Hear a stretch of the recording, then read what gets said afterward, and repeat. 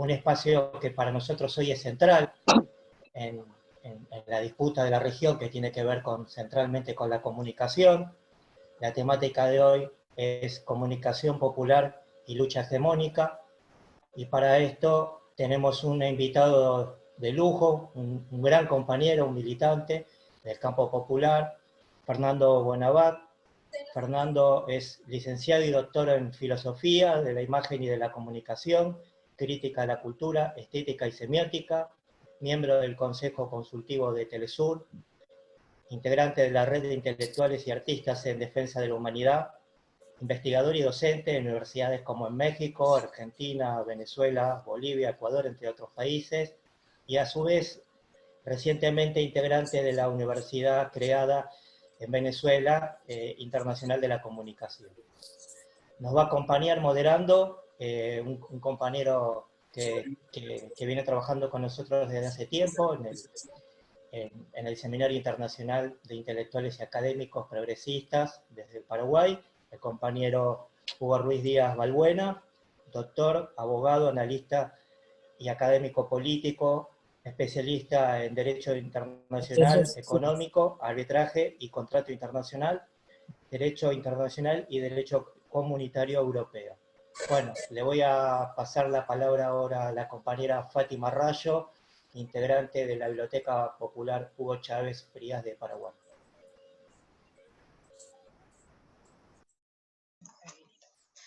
Buenas tardes para todos, para todas, para todes. Antes que nada, agradecer al compañero Fernando Buenabat, que es el padrino de nuestra biblioteca Hugo Chávez Fría, nuestra biblioteca popular Hugo Chávez Fría. Le agradecemos muchísimo esta gentileza y hasta si se podría llamarse solidaridad hacia todos nosotros, con quienes estamos seguros que todos vamos a compartir una charla que nos va a llenar las expectativas y seguramente que va a dar para hablar más inclusive. Bienvenido, Fernando, y muchas gracias por estar presente en esto y por haber aceptado nuestra convocatoria.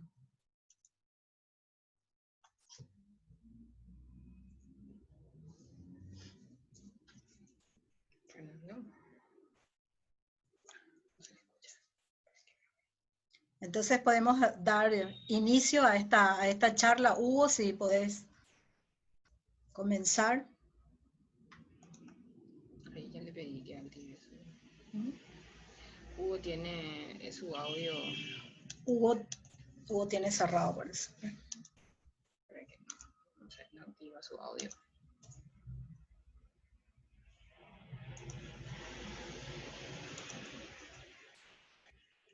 Ahí, Hugo, te escuchamos. Hola, ¿ahora me escuchan? Ahora sí ¿Me te escuchan? escuchamos. Ahora. Sí, sí. Y la metodología de este encuentro va a ser la siguiente. Se empiezan por preguntas,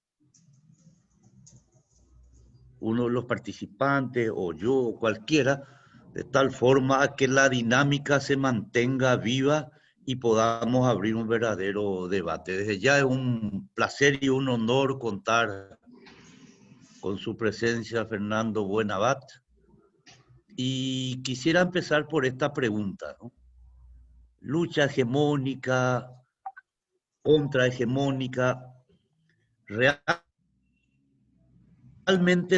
como usted afirma, las cabezas humanas constituyen un verdadero campo de batalla en esta coyuntura del capitalismo. Las cabezas campo de batalla de conquista o de desconquista, enajenación o emancipación, como usted ha afirmado en unos... Les saludo a todos fraternalmente, Fátima, agradecido por la invitación. Ojalá el tiempo diera para hacer muchos más encuentros como esto, ¿no? Que nos hacen falta siempre saludarnos y confraternizar, a pesar de las limitaciones ahora, ¿no? Por la pandemia y por la necesidad de cuidarnos todos y cuidar a los demás, ¿no? Así que agradezco mucho la oportunidad y saludo a todos los compañeros, compañeras que que están sumándose. Alcanzo a ver por acá un número de compañeros, aunque no los veo a todos, algunos veo unos nombres, igualmente los saludo a cada uno, ¿no?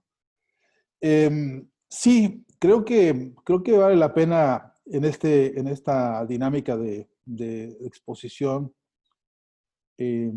comenzar por ahí, justamente por reflexionar sobre esta hipótesis de trabajo, que es que se suscita en nuestras cabezas un campo de disputa permanente, que nosotros a veces con mayor claridad y a veces con menor claridad identificamos día y noche.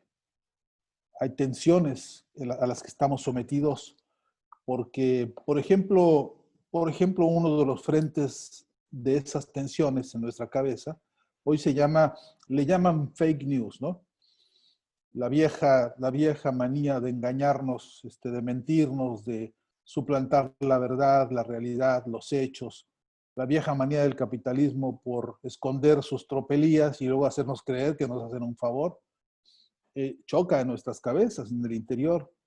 No puede uno entender que en un periódico, en un diario de circulación nacional o internacional, se digan barbaridades que uno no alcanza a comprender cuando en los hechos se percibe todo lo contrario. No puede decirse bajo ninguna circunstancia que un grupo de personas salió a la calle en defensa de la libertad hace unos días, por ejemplo, en Buenos Aires, y que a 8 columnas se diga estamos luchando por la libertad. Y cuando uno sabe perfectamente que en el discurso de los que salieron a la calle lo que menos hay es una búsqueda de libertad, que todo lo contrario. Es la gente que más ha hecho votos y que más ha auspiciado, por ejemplo, la privación de la libertad de compañeros como la compañera Milagro Sala, ¿no? O como compañeros luchadores en los barrios sociales, por los cuales piden la cabeza así fácilmente desde algunos barrios, incluso proletarios, incluso de la clase media, ¿no? Porque hay una infiltración de antivalores, hay una infiltración de lo que llamamos la ideología de la clase dominante, incluso en la clase subordinada, y desde ahí se reproducen y se repiten estas contradicciones que uno en su cabeza siente que no coinciden, que no puede ser que hoy teniendo unas condiciones mundiales como las que tenemos por una situación de pandemia, ante la cual una de las muy pocas defensas que hay es la de resguardarse, lo que se llama cuarentena, ¿no? Lo que es propiamente dicho el cobijo en las casas, para no contaminarse, para no contagiarse. Por cierto que ha venido ocurriendo a nivel planetario, ¿no? Este acontecimiento. Parecería que ya habría que inventariar esta experiencia como uno de los casos más llamativos a nivel mundial de acción social, de resguardo, para protegernos nosotros y para proteger a los demás. Tiene un carácter verdaderamente histórico porque ha ocurrido en todo el mundo y ha ocurrido protagonizado por millones de personas.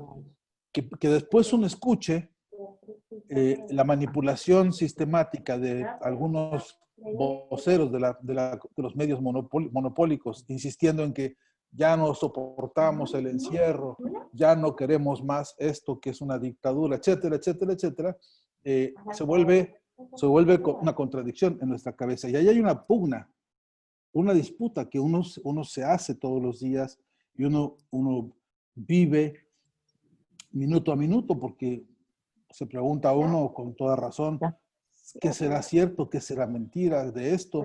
Uno se pregunta cómo están avanzando las soluciones médicas, si lo que dicen las encuestas es tan así, si están contando bien los contagiados, si los que van falleciendo están bien catalogados y se cuentan bien. Y uno se pregunta todos los días si está contando con la mejor información posible para normar un criterio inteligente, un criterio correcto sobre la realidad que vive y tomar las decisiones correctas. Eso es un campo de disputa diario.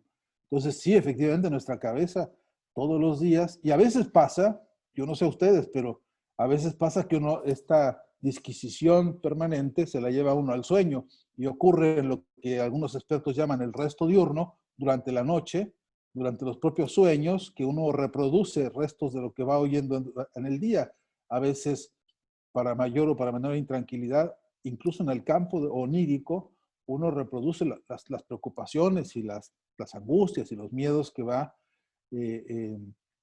experimentando en el día a día. Ahí también en ese campo hay una disputa. Y luego, para mencionar otra más, la gran disputa que hay en ese texto al que usted alude, escribí también que la memoria es un campo de batalla simbólica, ¿no? Y que justamente en los recuerdos, en cómo se le manipula a los pueblos su propia historia, y a veces no pocas se tergiversa lo que la historia ha sido, eh, con más de un dato que uno incluso vivió como contemporáneo, y después se percata uno en los libros, en los noticieros, etcétera, la contradicción enorme o la manipulación grotesca. Un caso emblemático de esto es, por ejemplo, el Che Guevara, ¿no?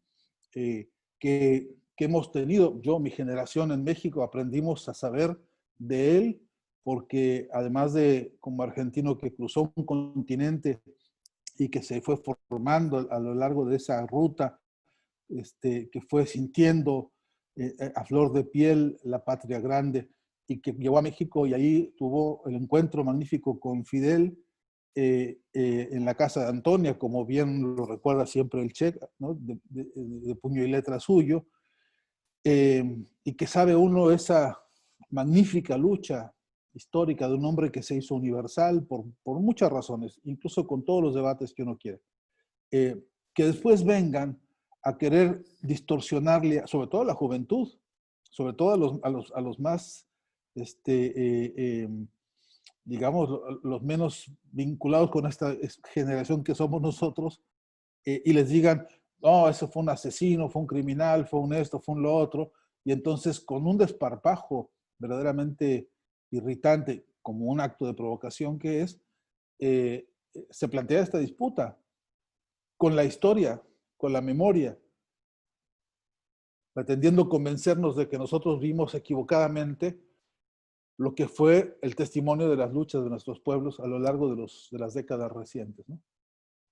De modo que este campo de disputa en nuestra cabeza es un objeto de estudio, es un campo de investigación en el que me parece que por sí mismo constituye una agenda política que deberíamos tener incluido en la agenda política de los movimientos sociales, porque de ese proceso del conocimiento, de la historia, de los hechos, de la información, de cómo se contrasta, de cómo está la disputa por la verdad o por el campo simbólico, en ese campo de trabajo está la producción de la conciencia de los luchadores sociales, porque ahí se finca el desarrollo de la confianza como militantes, ahí se finca el desarrollo del conocimiento, del desarrollo de las luchas, de sus fuerzas, de sus tensiones, de sus avances, incluso de sus retrocesos.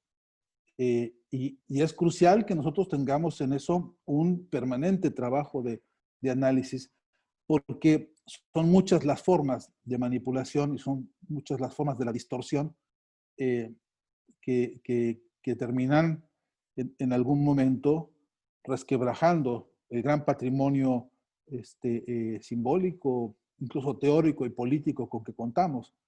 Y en el peor de los casos, como hemos visto muchos, yo podría mencionar ahora algunos, terminaremos siendo víctimas o victimados con nuestras propias banderas, ¿no? Porque la usurpación simbólica la hemos visto una y otra vez, ¿no? En nombre de Chávez, algunos hoy están cometiendo tropelías enormes contra Venezuela, ¿no? En nombre de Marx, ¿no? O en nombre de Eva Perón, por ejemplo, ya es el colmo, ¿no? Ya es el colmo que usurpando la fortaleza simbólica de algunos de los protagonistas de las luchas, con eso ahora resulta que vimos el domingo pasado gente que en nombre de San Martín salieron a manifestarse. ¿no? Este es un ejemplo claro de la disputa en el campo simbólico y la disputa en el campo de nuestras cabezas. Es tan aberrante que no podemos dejar pasar. Yo creo que hay que meterle la mano a este problema y convertirlo en agenda política de nuestros frentes de lucha, ¿no?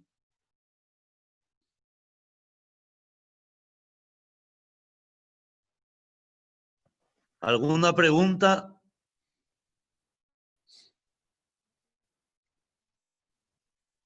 De los participantes. A ver, anímense. Oh, Hola, Hugo. Sí, yo quería hacerle una sí. consulta a Fernando, ¿no?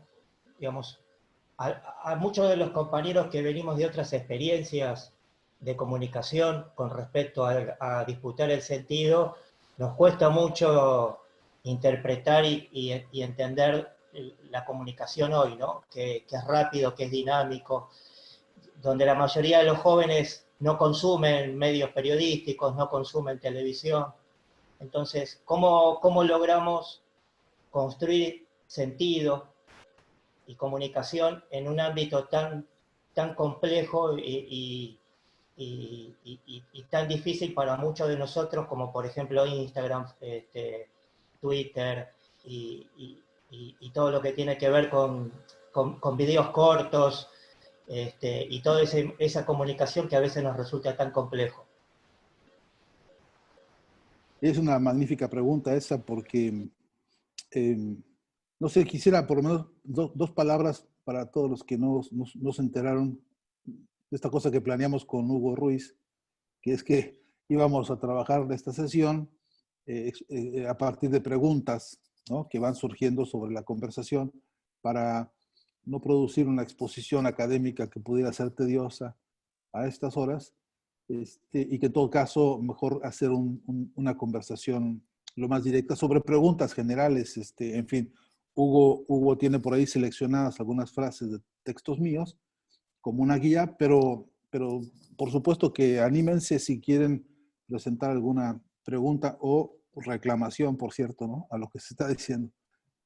Porque me parece que eso puede darle al encuentro mayor dinámica. Bueno, el dilema, Andrés, es que es el dilema histórico de todo mundo, ¿no?, la lucha. Decía Fidel siempre, el gran desafío es cómo hacer llegar nuestras ideas, ¿no? Cómo transmitir nuestras ideas. Por cierto que nuestras ideas pues no son nuestras, no es que seamos unos genios sabelo todo, que ya traemos un arsenal de verdades absolutas.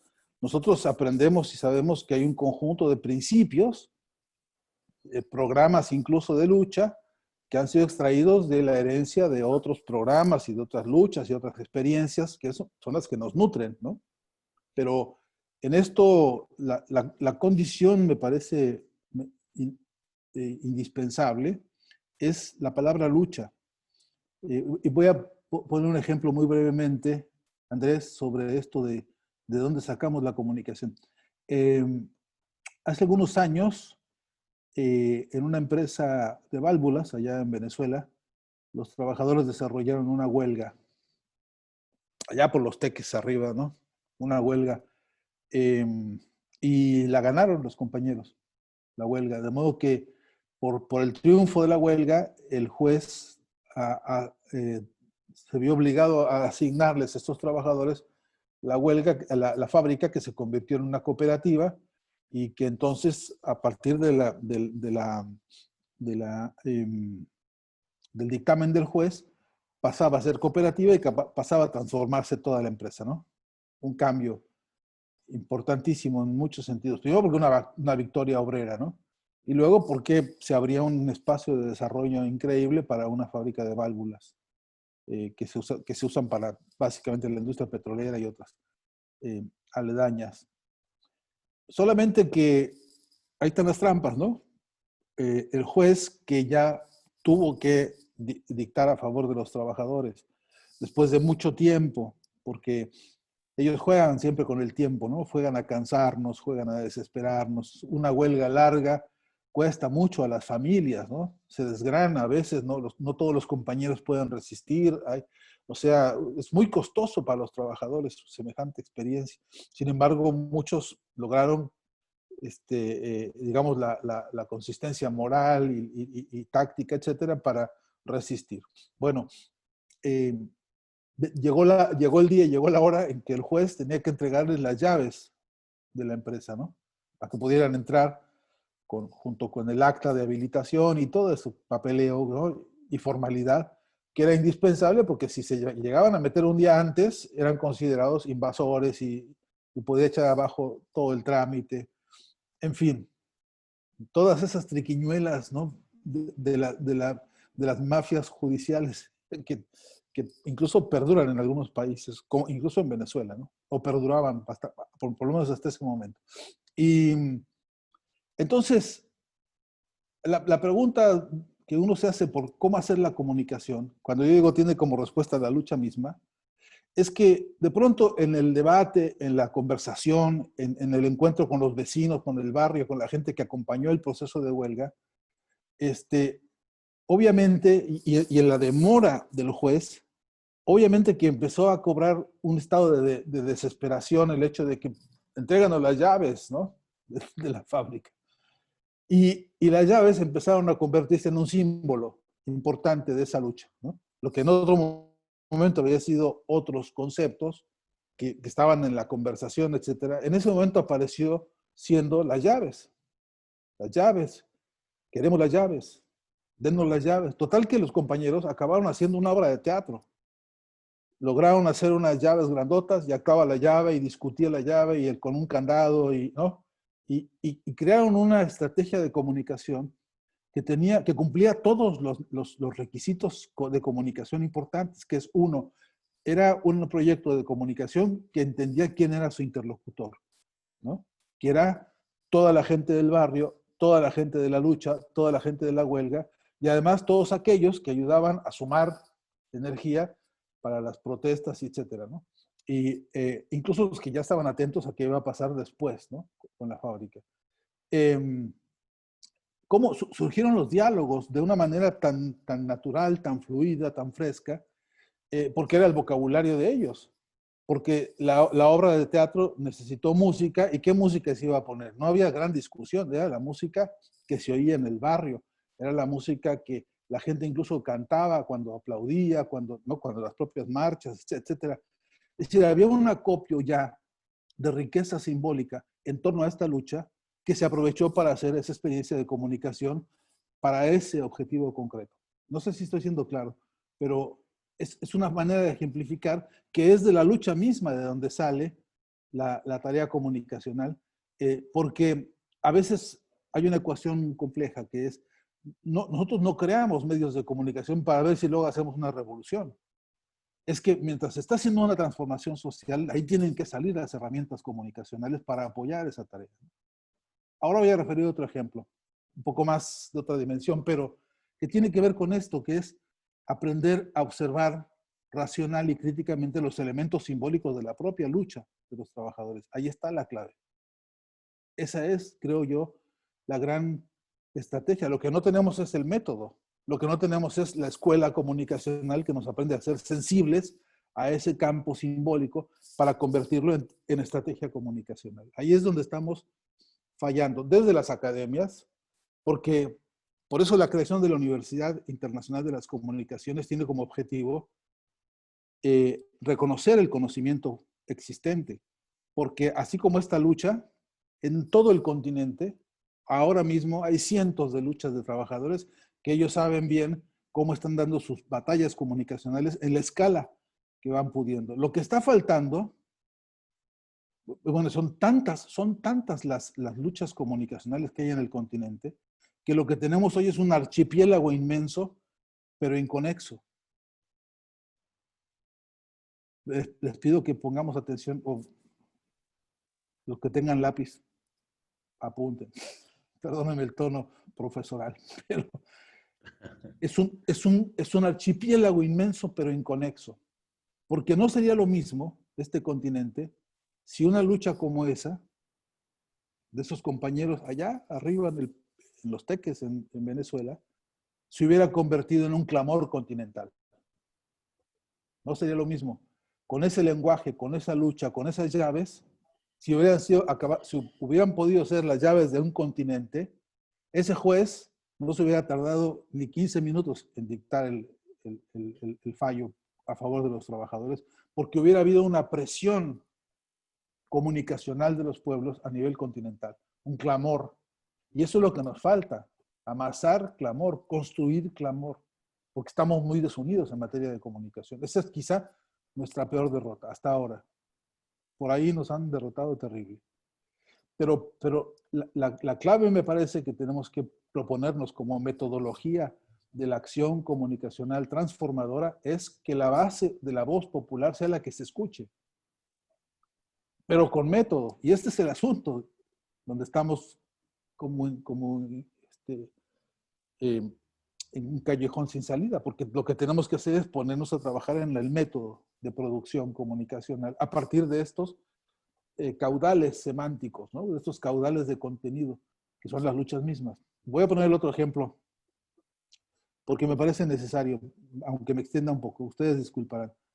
En México se organizó una lucha de los compañeros docentes del Sindicato Nacional de Trabajadores de la Educación, una corriente que es la Coordinadora de Trabajadores, en el estado de Oaxaca, un estado complejo de 500 municipios, 7 regiones culturales, 7 lenguas distintas. Ahí los trabajadores de la educación que van a trabajar a las zonas rurales más profundas, indígenas y campesinas, tienen que hacer una, llaman en Argentina, patriada, dicen, ¿no? Tienen que hacer todos los días, es cruzar y vencer un montón de problemas, empezando por los propios problemas laborales del poco sueldo, etcétera, ¿no? Bueno, entonces, es tan así importante el trabajo de los profesores que por supuesto que encarna directamente en la relación social con los pueblos, con los indígenas, con las mamás, con los papás, digamos, con los sujetos sociales de cada población. Y el profesor alcanza rápidamente a tomar un lugar de referencia en esas comunidades. Cuando los padres empezaron a ver, hay una tradición en esas zonas de política muy importante de construcción de asambleas populares, ¿no? Cuando las asambleas populares en distintos pueblos empezaron a ver la lucha de los maestros, lo que dijeron fue, vamos a sumarnos todos a apoyar a los maestros, como era lógico, ¿no? Porque hay ese principio solidario de los pueblos y de sus luchas, ¿no? Bueno, la cosa es que se sumaron tantas asambleas apoyando a los maestros que todos decidieron un día marchar hacia la capital del estado de Oaxaca, la ciudad capital que se llama Oaxaca también, ¿no? Y en Oaxaca se reunieron 500, escuchen ustedes, 500 asambleas populares. Y lo que se hizo cuando llegaron ahí, lo primero que organizaron fue una asamblea de asambleas. APO se llamó, con doble P, Asamblea Popular de los Pueblos de Oaxaca, ¿no? Bueno, la historia nos ha enseñado que los pueblos tienen esta intuición y repiten, ¿no? Alguna vez esto pasó con los soviets, ¿no? Y alguna vez esto pasó con otras formas de organización popular que tienden a eso, a ensamblarse y a crecer. Bueno, la Asamblea Popular de los Pueblos de Oaxaca creó una situación de doble poder en el estado, en la ciudad de Oaxaca y en el estado, al punto tal que, por ejemplo, crearon rápidamente un cuerpo de policía propio. En cosa de días, 2 días, ya estaban instalados con carpas, etcétera, en las calles principales, ya habían creado una policía propia. ¿Por qué? Porque había mucha gente que andaba viendo cómo merodear y cómo robar, y etcétera, y había infiltrados de todo tipo. Entonces decidieron en asambleas nombrar compañeros que iban a hacer la tarea de policía popular de la asamblea, ¿no? Hicieron descender el nivel de delincuencia como nunca se vio en la ciudad de Oaxaca en cosa de 3 o 4 días. Este es un dato bien interesante. La prensa nacional de la extrema derecha de Televisa y de toda esta basura que es como ya sabemos todos los monopolios mediáticos, Clarín y todo eso, lo que hicieron fue atacar rápidamente a la Asamblea Popular de los Pueblos y decían que los maestros son unos holgazanes y que estaban perdiendo el tiempo y que, en fin, lo que siempre dicen de las luchas docentes. Entonces los profesores lo que hicieron fue decir, no, no estamos dando clase en las escuelas, pero estamos dando clase en las calles y en las casas de los estudiantes. De modo que armaron toda una estrategia para no suspender la atención a los niños, aunque mantenían una huelga, ¿no?, de docentes. Y entonces en una de las asambleas, porque todos los días había asamblea para mantener la información y la organización, alguien dijo, nos está faltando un medio de comunicación, porque fíjense que por allá entraba una camioneta muy sospechosa y entonces se enteraban tarde y ya habían hecho lío por allá. Entonces dijeron, lo que tenemos que hacer es un medio de comunicación. Y la solución más rápida fue ir a la Universidad Autónoma de Oaxaca, donde había una radio, y la tomaron. En esa radio, Andrés, aquí va la clave del asunto, ¿no? En esa radio se escuchaba todos los días. Escucharemos ahora de Johann Sebastian Bach, la obra Jesús, Alegría de los Hombres, opus 27, bajo la orquesta de cámara de Berlín, y el director, ¿no?, con esos nombres y con ese, mejor que yo lo haría ahora el compañero de Luthier, ¿no?, que era magnífico para imitar estas cosas culteranas. Más tarde escucharemos a Chopin y a Mozart, y así la programación era pasar discos de lo que se llama música clásica. Esa radio la oían quizá el que ponía los discos y algún otro al que le gustara, o alguno que para dormir se le antojaba esa música. Cuando fue tomada por la Asamblea Popular de los Pueblos la radio Universidad, automáticamente se convirtió en la radio más oída de Oaxaca en toda su historia. Y además cambió toda la programación en cosa de 15 minutos, porque empezaron a proponer la música de la Negra Sosa, porque empezó a escucharse la voz de los pueblos en las canciones populares de nuestra gran riqueza y diversidad histórica. Cambió el tono engolado, ese tono aparentemente culto y fino, cambió por la voz de los indígenas con su acento, 7 distintas zonas lingüísticas en ese lugar llamado Oaxaca, y empezó a escucharse el acento de los pueblos, con los temas de los pueblos y con la agenda de la lucha. Ahí está la maravilla, ¿no?, de la lucha, convirtiendo al medio de comunicación en la herramienta que hace llegar las voces. Pero no era una programación cultural para decir, en la tradición indígena se usa este vestido con estos colores. No, la comunicación era, anda una camioneta dando vueltas por allá, que la gente que está cerca ponga piedras para que si entran no salgan, y si salen no vuelvan a entrar, ¿no? Estrategias de defensa, estrategias organizativas, porque las herramientas de comunicación en la clave de la lucha tienen que ser herramientas organizadoras. Y esto tiene que ser debate político de nuestra agenda política en todos los frentes de lucha. No sé si estoy siendo claro, suficientemente claro, pero de lo que trato de hacer síntesis es que la herramienta de comunicación que realmente quiere ser expresión del temperamento, de la riqueza política y cultural de la lucha, tiene que parirse en la lucha misma y tomar la agenda de la lucha, que tiene que construir organización y tiene que construir unidad con otras luchas, ¿no? Esa triple agenda es la que no hemos sabido hacer todavía nosotros, y por eso seguimos siendo muy débiles en materia de comunicación, ¿no? Los grandes emporios, los grandes monopolios saben hacer eso. Ellos dominan la velocidad y la ubicuidad. Rápidamente difunden un mensaje que rápidamente está en el mundo entero. Una victoria de guerra comunicacional. Es tan rápido ahí donde necesitan, y además con el modelo semántico que ellos necesitan. Y además se organizan muy bien. Son 6 los dueños de los 3.600 medios de comunicación más importantes del mundo. Ahora le sumamos otros 2 que son los de la web, ¿no? El de Facebook y el otro. Sumamos 8 tipos, manejan la casi totalidad de la comunicación del mundo. Saben organizarse muy bien. Ellos sí. Nosotros en eso venimos atrás, ¿no? No quiere decir que no sepamos qué hacer, no sepamos qué decir y no tengamos. Lo que no tenemos es, repito, en la agenda política nuestra, del diario, la metodología que nos permita intervenir, ¿no? Porque además tenemos el otro problema, y ya cierro esta intervención. Arrastramos ideológicamente los formatos que aprendimos de ellos. Entonces, no pocas veces he visto, miren, compañeros, he recorrido el continente, visitando escuelas de comunicación, visitando compañeros en distintos espacios de lucha, distintos medios alternativos y comunitarios, y a veces he visto hermosos periódicos muy bien impresos con el formato del modelo mercantil de prensa, por ejemplo. He visto compañeros en radios alternativas y comunitarias hechos con mucho esfuerzo para un proyecto de comunicación, adentro repitiendo el mismo chacoteo que uno escucha en cualquier programa de cualquier cosa, donde parece que el chiste es convertir eso como en un cuarto de adolescentes para decir, bueno, baratija de todo tipo, banalidad de todo tipo y además a veces hasta vulgaridad de todo tipo.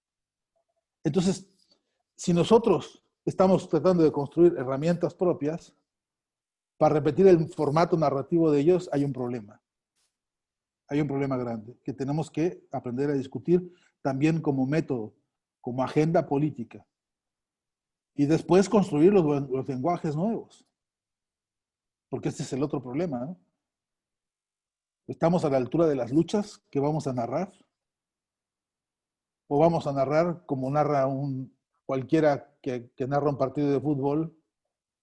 Porque eso ocurre, ¿no? ¿O cómo vamos a escribir la nota periodística nuestra, la de combate? ¿Con qué semántica? ¿Con qué valores? ¿Con qué retórica? ¿Con qué poesía? ¿Con qué frescura? ¿Con qué enamoramiento? ¿Con qué energía? ¿Con qué seducción? Porque tenemos nuestra propia moral, nuestros propios valores, nuestras propias fuerzas, y sin embargo a veces no logramos comunicarlas. Esto tiene que ser agenda política. Espero haber contestado algo de la pregunta, Andrés.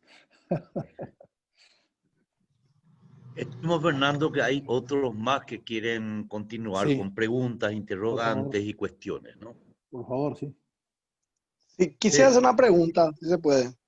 Buenas Sí. tardes, quisiera Claro. preguntar también. Dale, Federico. Buenas tardes, soy Federico Enciso, secretario de Juventud de la Central Unitaria de Trabajadores Auténtica de Paraguay.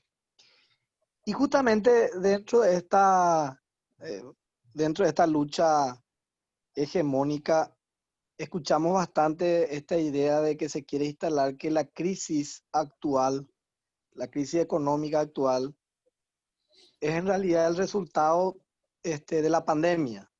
Y es notable cómo eso se quiere instalar, sin embargo, los datos que se tienen en realidad son otros, ¿verdad? Y justamente dentro de ese contexto, la pregunta, ¿qué opinas al respecto? Y también si esta crisis, ¿en qué nivel se encuentra, digamos, dentro de esta lucha también hegemónica, ¿verdad? Estamos a un nivel de una crisis más del neoliberalismo o ya en un estadio mucho mayor, y que es importante también eso porque justamente eso marca un poco nuestro horizonte en la lucha, ¿verdad? De acuerdo a esa situación en la que hoy se encuentra, digamos, el mundo, ¿verdad? Esa es mi pregunta. Sí, gracias, Federico. Un saludo fraterno. Mira, yo soy de los que cree que en realidad el capitalismo es una máquina de crisis todo el tiempo, ¿no? El capitalismo, desde que es lo que es, no se dedica a otra cosa que a producirle crisis a los pueblos, pues particularmente a los trabajadores, ¿no? Entonces, la palabra capitalismo y la palabra crisis están íntimamente ligadas y se podría trabajar desde muchos enfoques. Claro, pero la palabra crisis no es única y la misma siempre, va teniendo matices y momentos y expresiones distintas. Esta que se vive hoy, voy a hablar con la información que se tiene hasta la fecha, ¿no? Como decía el viejo Marx, en el estado actual del conocimiento, ¿no? Este, todavía no sabemos si el virus este es plantado o fugado de un laboratorio, o todavía no sabemos exactamente cómo rayos. Hay muchas hipótesis y hay muchas conspiraciones o conspiranoicos, pero hasta ahora, si somos cautelosos, hasta hoy, en términos de certeza, no sabemos cómo surge ni de dónde surgió, a pesar de que hay hipótesis, ¿no? Lo que sí sabemos es que se multiplicó, ¿no? Y que lo que está produciendo en el mundo, lo primero que ha hecho es agudizar muchas crisis y desnudar las ya existentes, las preexistentes. Y yo me gusta jugar con esta metáfora porque creo que desnudó la insuficiencia. Porque, por ejemplo, dicen con mucha facilidad, hay insuficiencia de camas, hay insuficiencia de médicos, hay insuficiencia de aspirinas, hay insuficiencia de todo, de agua, de alcohol, de gel, insuficiencia e insuficiencia e insuficiencia. Y cuando uno oye eso, dice, pero también hay insuficiencia de escuelas para los niños, y también hay insuficiencia de profesores, y también hay insuficiencia de salarios, y también hay insuficiencia de todo. El capitalismo es insuficiencia para los pueblos, nada es suficiente.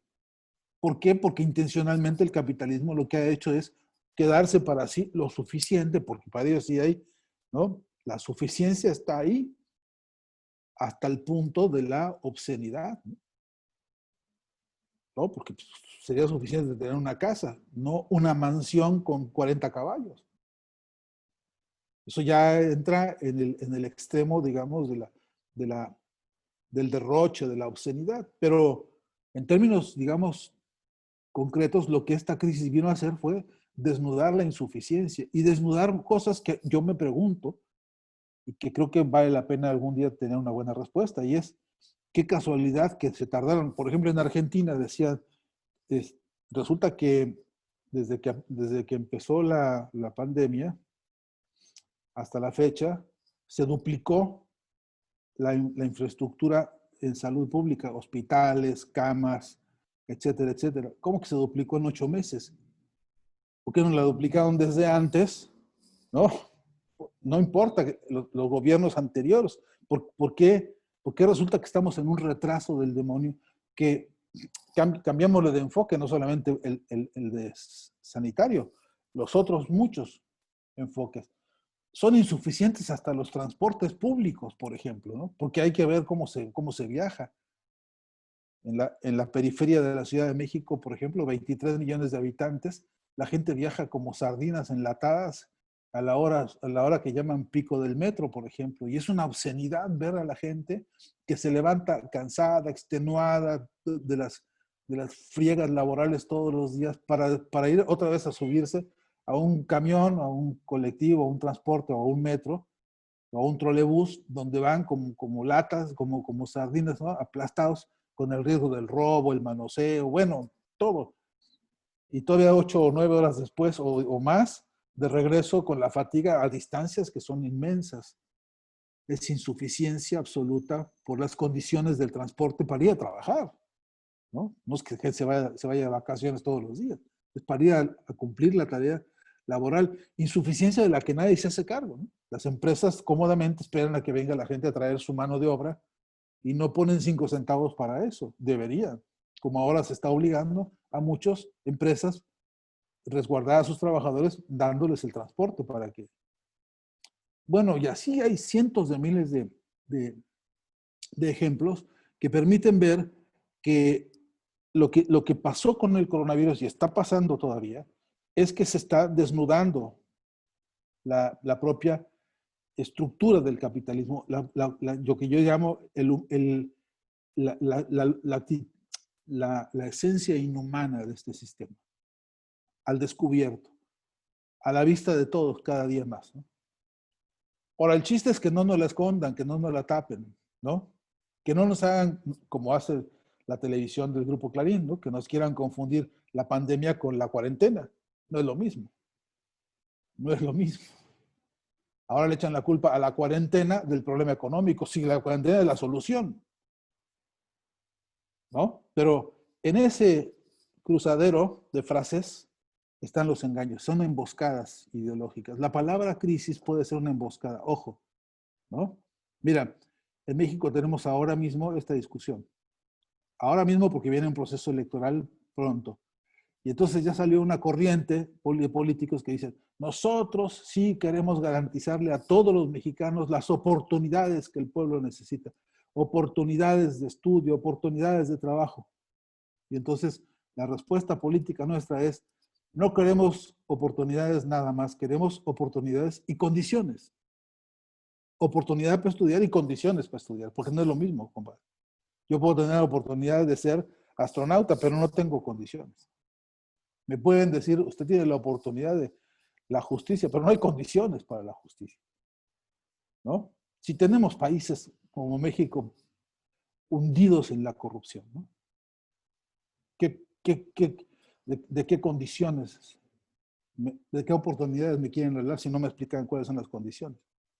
Uno cuando ve las universidades, el trabajo académico es muy cruel en eso, ¿no? Porque uno ve estudiantes que vienen a aprovechar la oportunidad de estudiar, pero no todos vienen a estudiar en las mismas condiciones. Y estos son determinantes, clave. De modo que una manera de discutir contra estas crisis es cómo está la crisis entre las oportunidades y las condiciones. Ahora, no basta con ese diagnóstico. Viene la otra parte que a mí me parece que es la más compleja, es cómo hacer un análisis correcto, cómo hacer una propuesta lógica frente a cómo encarar y analizar este fenómeno para que no nos engañen y luego con qué medios de comunicación lo vamos a hacer. Por ejemplo, tenemos un medio de comunicación que es la palabra. Este es el que tenemos más cerca, ¿no? La palabra y la gestualidad, ¿no? Y yo me pregunto, ¿cuándo hicimos un curso para usar la palabra correctamente? Más bien al revés, ¿no? Parece que estamos perdiendo la calidad del habla. Lo mismo que ha pasado con los recursos naturales de nuestros pueblos, el saqueo, el robo, la degradación, ha pasado con la lengua, con la palabra, ¿no?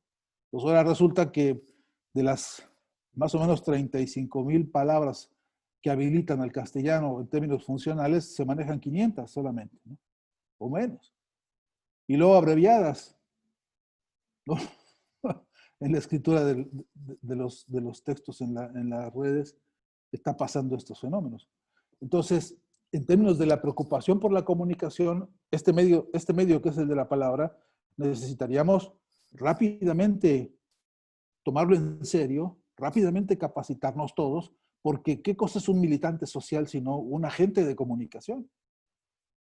¿Qué cosas somos todos si no somos realmente sujetos de la transformación, entre otras cosas haciendo uso de la palabra y de la escritura y del video, etcétera, ¿no? Entre otras cosas?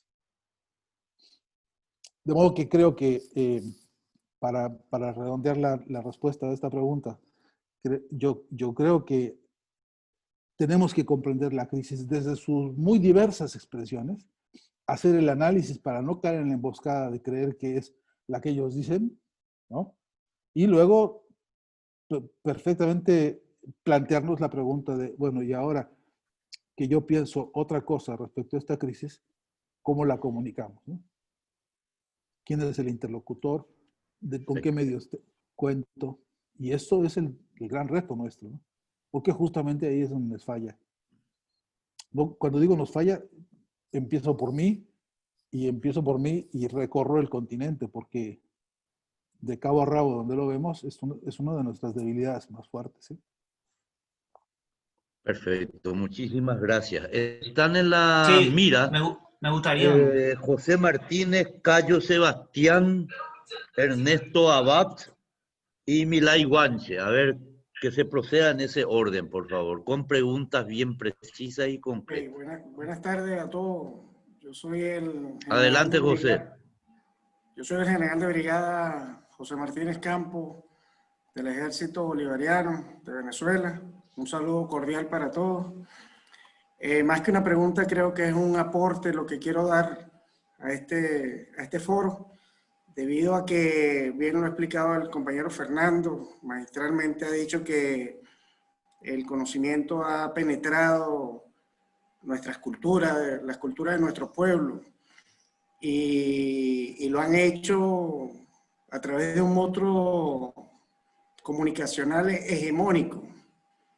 Y mi aporte creo que en función al método que pudiéramos emplear para difundir y masificar el ataque a las redes, a ese ataque comunicacional hegemónico, tiene que nacer necesariamente desde la escuela, desde el elemento más pequeño que nosotros podamos ir sembrando el conocimiento de acuerdo a nuestras culturas. Somos ricos en cultura. Nuestro libertador lo decía, el libertador Simón Bolívar decía que por muchos años fuimos dominados más por la ignorancia que por la fuerza.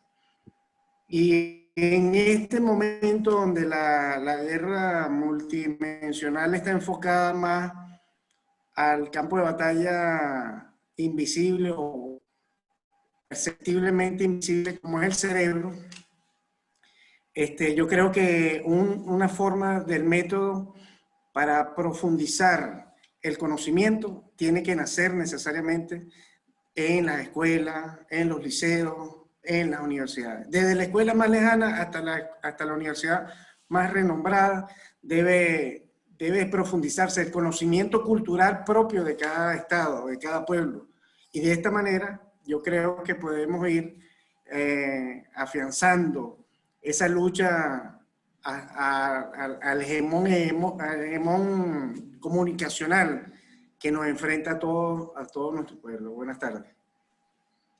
Sí, José, mil gracias. Es un honor saludar a un hombre de la Alianza Cívico-Militar, ¿no?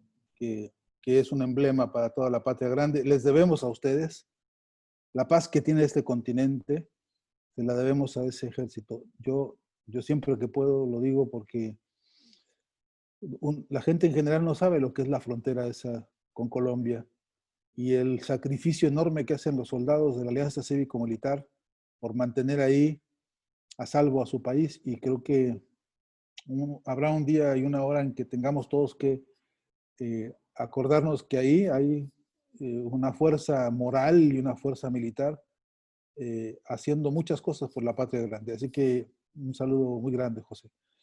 José, pero también la casa es una escuela enorme. También la casa, mire, le voy a contar rápidamente una experiencia de comunicación donde se han librado batallas victoriosas contra los modelos hegemónicos más enormes.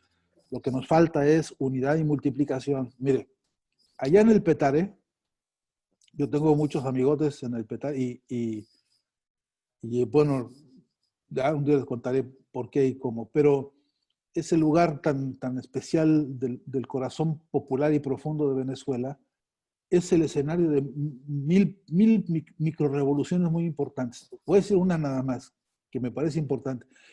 Hay quienes creen que no se puede derrotar a las mafias refresqueras transnacionales como las de la bebida esta, las aguas negras del imperialismo y todo eso, ¿no? Que eso es imposible y que no se puede. Bueno, hubo una campaña en Venezuela que decía, saca esa bebida de tu refrigerador y mete agua fresca, agua de frutas. Bueno, entonces yo fui beneficiario de esa batalla porque visité varias casas de compañeros y camaradas donde con orgullo me decía, aquí estamos derrotando esos refrescos, en mi casa, ¿no? Y aquí nada de que metemos, ¿no? Ya aprendimos que hay que poner una jarrita con una buena sandía o se me olvidó el nombre en Venezuela de la sandía, hombre. Patilla, ¿no? Una patilla. O papelón con limón, que es una bebida patriótica, ¿no? Que es extraordinaria bebida energética y, en fin, ahí en su lugar histórico, político, derrotando a la otra gaseosa, que además de que es cara, es dañina como el demonio. Bueno, había un orgullo ahí, ¿no?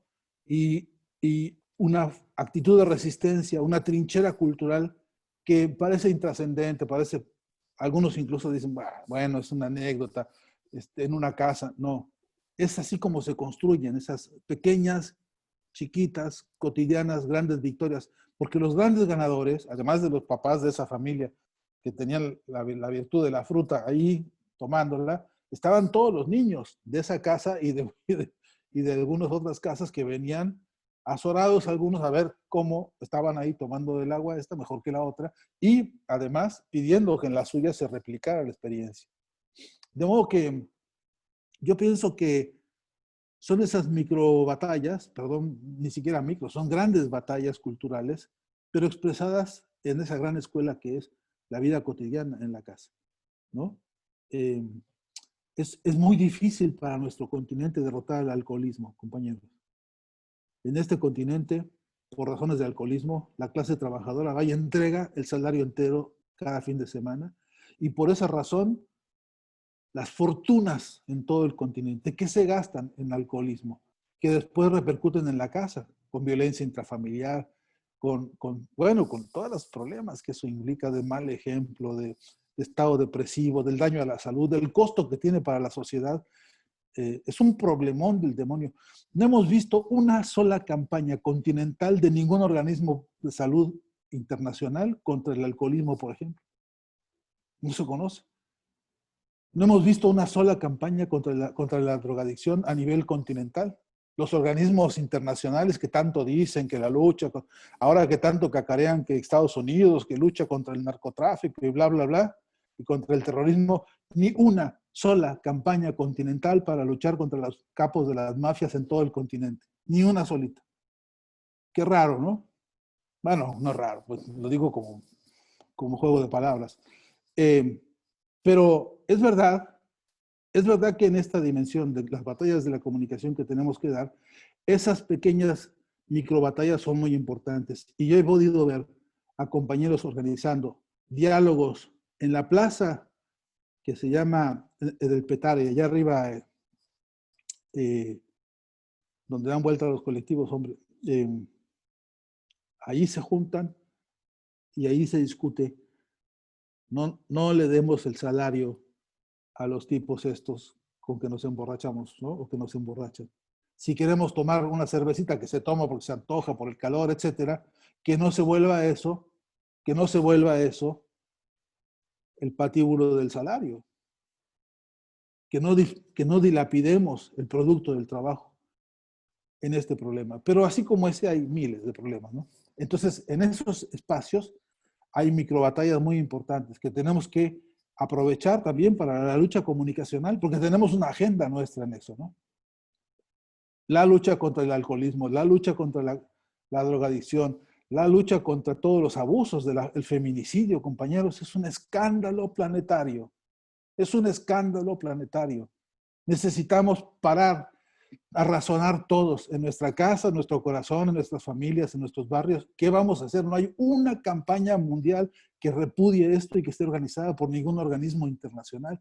No puede ser que nuestros gobiernos no se puedan aliar para hacer algo en un coro de clamor mundial que pare esto.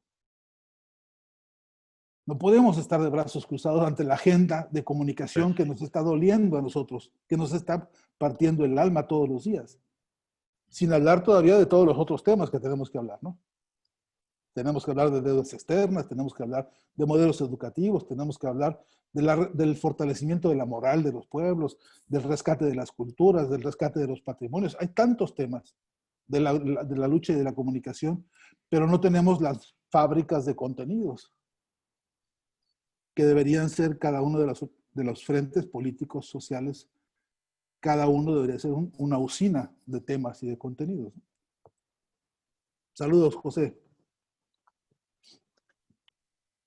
Saludos, Fernando. Muy amable. Muchísimas gracias. Ahora, gracias por la intervención, José. Ahora, Cayo. Por favor, bueno, Cayo. Listo, muchas gracias, compañeros, compañeras. Fernando, un placer de estar escuchando aquí desde Asunción.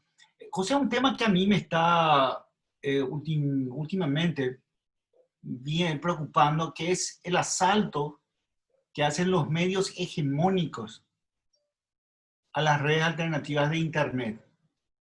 Son los medios hegemónicos los que más provecho están sacando de las redes sociales, de los streaming de video, streaming de audio, contenidos.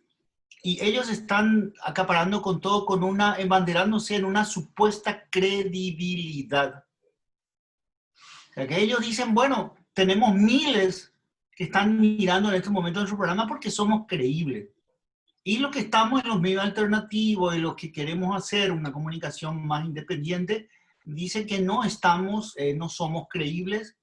Y muchos inclusive se hacen eco de fake news, de informaciones falsas, de infodemia. O sea, la infodemia inclusive es un problema en nuestros propios grupos. En nuestros propios grupos hay gente que empiezan a compartir material de dudoso contenido, que no se puede ni siquiera las fuentes ver si son creíbles o no. Esa es mi preocupación, Fernando, y en gran parte ya estuviste contestando qué se puede hacer.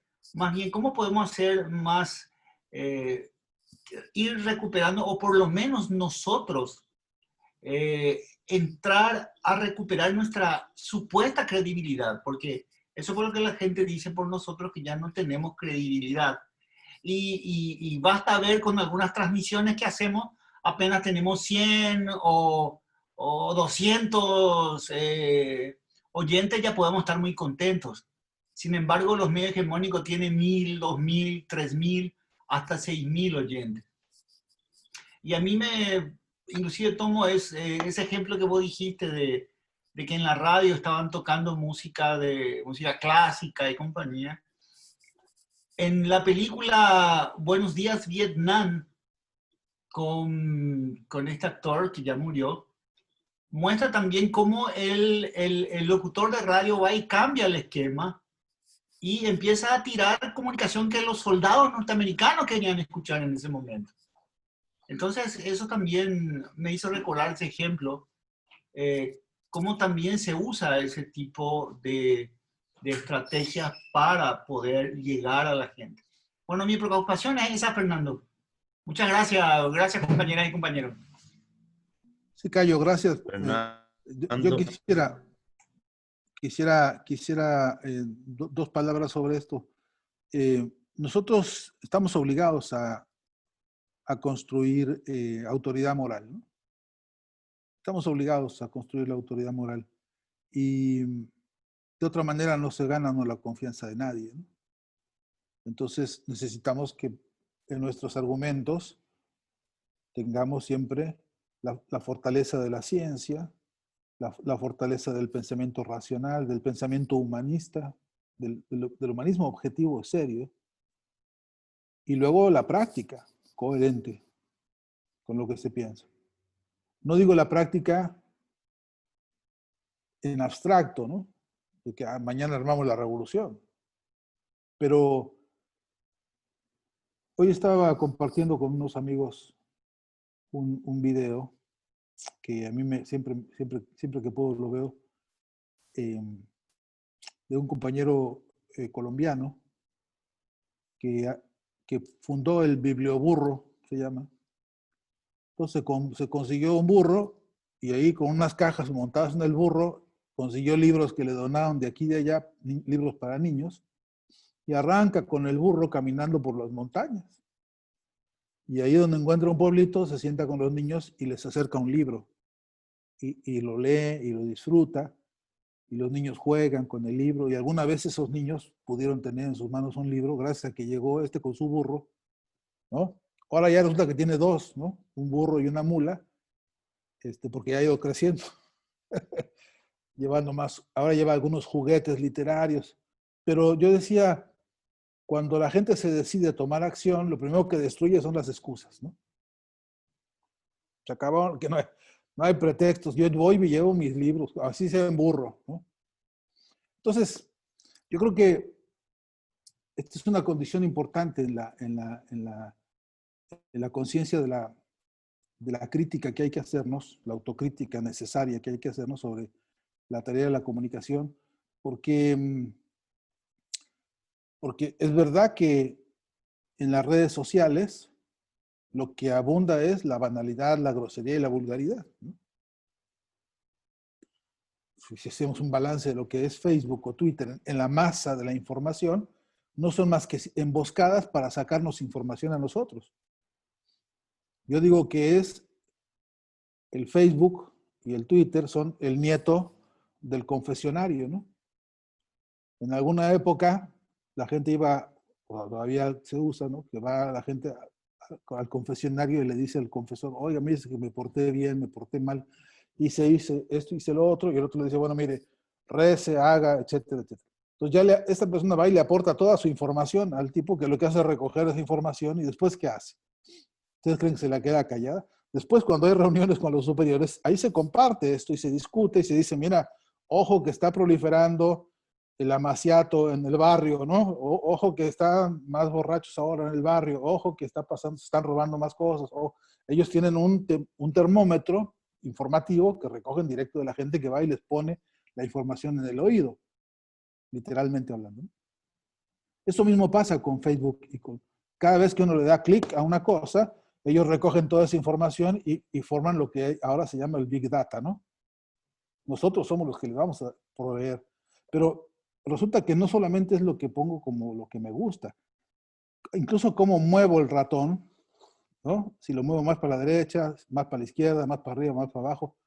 Ellos tienen un registro de sensores que permite hacer estadísticas inmediatas y permite que se haga una masa de información brutal para más o menos decir, en América Latina hay tantos millones de personas que usan la palabra ratón, ¿no? Y saben eso.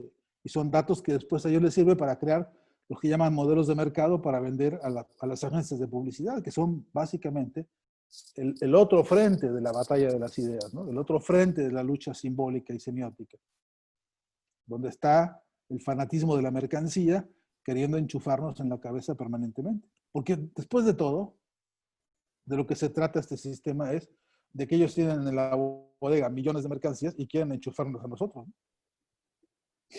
Y hasta nos dan crédito para eso, ¿no? Ya en este momento debe haber fabricadas millones de televisiones nuevas que superan a las que todavía no acaban de vender.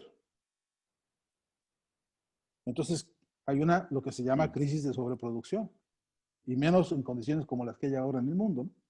Entonces están urgidísimos de echar a andar otra vez la maquinaria, pero para que uno salga y compre las nuevas televisores y los nuevos coches y las nuevas licuadoras y los nuevos todo que están saliendo y saliendo y saliendo a esa velocidad. Entonces, las redes sirven para eso, para el espionaje de las ideas, para el espionaje mercantil, Entonces, si nosotros ponemos confianza en esas redes, estamos equivocándonos. Acudimos a las redes, yo soy un necio que sigo ahí.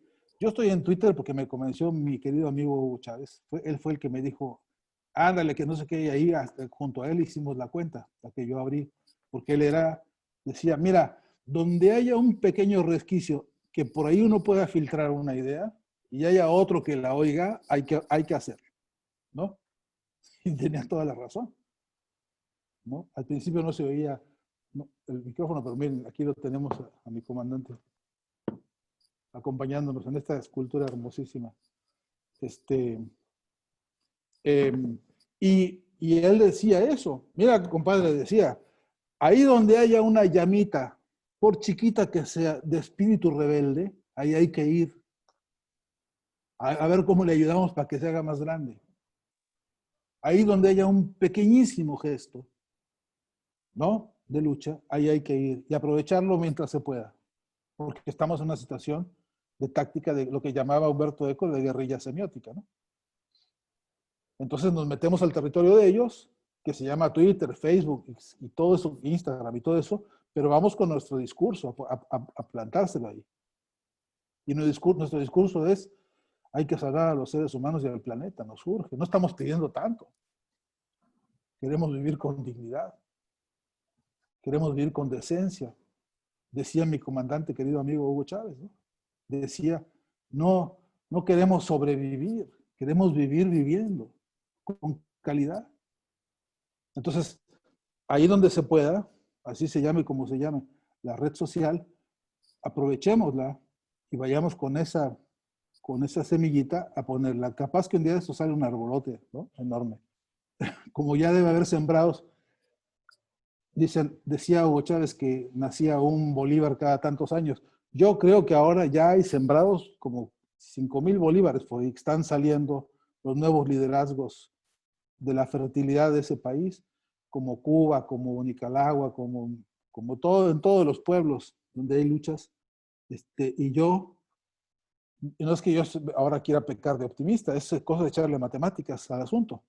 Hagan ustedes un recuento de las protestas que hay en el mundo entero hoy, de los pueblos, de cabo a rabo, y verán que tenemos un mundo levantado en protestas.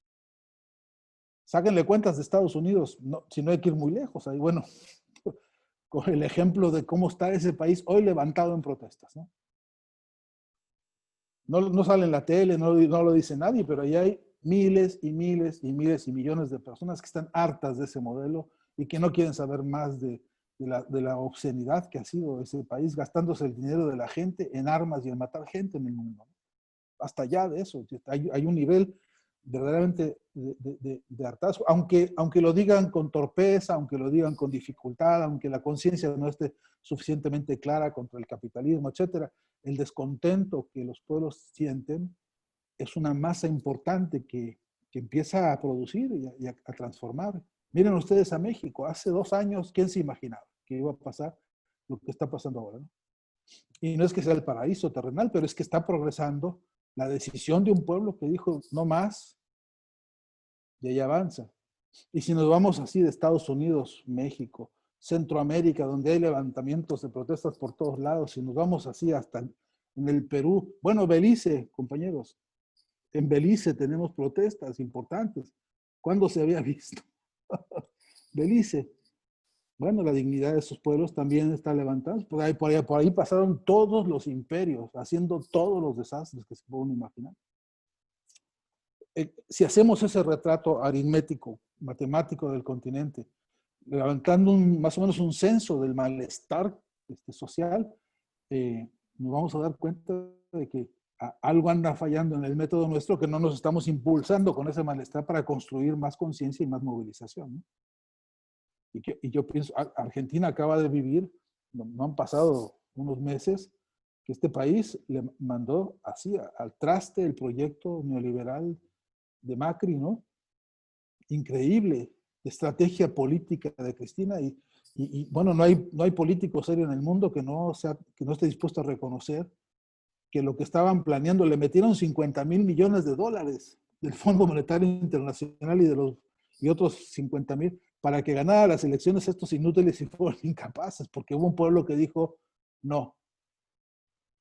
Y eso se cuenta rápido y se cuenta fácil, pero no estoy diciendo que con eso ya no me engaño, pues yo trato de ser mucho más exigente con muchas cosas, pero no podemos ser insensible a los tantos notificaciones de los pueblos. Entonces, ahora lo que nos falta es la organización. Repito, somos millones de voluntades comunicacionales en un archipiélago inmenso, pero inconexo, ¿no? Si lográsemos, Cayo, este proyecto de unidad continental de la comunicación de nuestros pueblos, de nuestros movimientos, de las bases, si lográsemos hacer este esfuerzo grande de una agenda conjunta para que en mi blog y en el tuyo y en el otro mañana el clamor sea que haya elecciones en Bolivia, exigimos todos, ya, ahora mismo, elecciones para Bolivia, dignidad para ese pueblo. Sería un oxígeno para nuestro subcontinente, ahora mismo que pudiéramos recuperar, que el pueblo de Bolivia pudiera recuperar su país, ¿no? De una dictadura tan brutal, ¿no? Pero tenemos que ser un clamor continental que en este momento no somos. Tenemos que llamarnos a esa autocrítica, ¿no? Y creo, Cayo, que así, por más redes sociales que tengan ellos, por más televisoras, ¿no? Contra viento y marea, cuando hay un clamor social así potente, a mi entender, no hay quien nos calle, ¿no? Perfecto. Gracias, Fernando. Ahora le tenemos a Ernesto Abad. Por favor, Ernesto. Hola, buenas tardes. Ernesto. ¿Me escuchan ahí? Buenas tardes. Muy bien. Hola, Ernesto, buenas tardes. ¿Qué tal? ¿Cómo estás, Perfecto, compañero Fernando? perfecto. Compartimos el mismo apellido y compartimos la misma idea, que es lo más importante que el apellido. A todos los compañeros que están viendo, escuchando y aprendiendo en toda Latinoamérica un enorme abrazo a las compañeras y compañeras, hermanos y hermanos latinoamericanos. La cuestión, Fernando, queridísimo compañero, es qué nos está pasando que tenemos una falta de articulación entre los diferentes países, ¿sí? Tenemos un buen diagnóstico, sabemos de dónde viene el ataque, sabemos cuáles son las consecuencias del neoliberalismo, tenemos todo bien en claro de dónde proviene, sabemos cómo defendernos, pero no podemos articular en la patria grande, que en su momento tuvimos a fines del siglo XX, ¿sí?